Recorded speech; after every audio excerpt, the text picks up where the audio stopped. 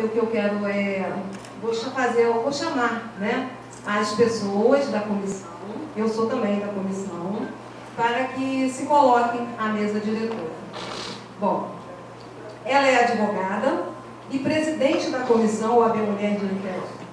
Doutora Elba Mansur, por favor.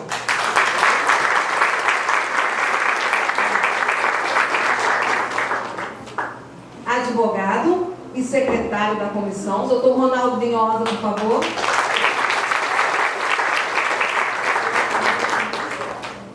Ela também é advogada e delegada da comissão, Silvana Queiroz.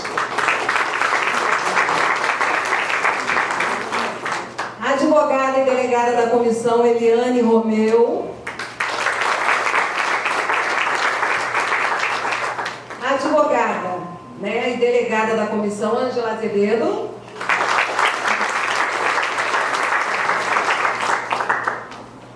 Ainda no corpo de delegadas da comissão, ela que também é professora, que aliás é uma profissão linda. Eu quero chamar a Regina Silveira e Silva, por favor.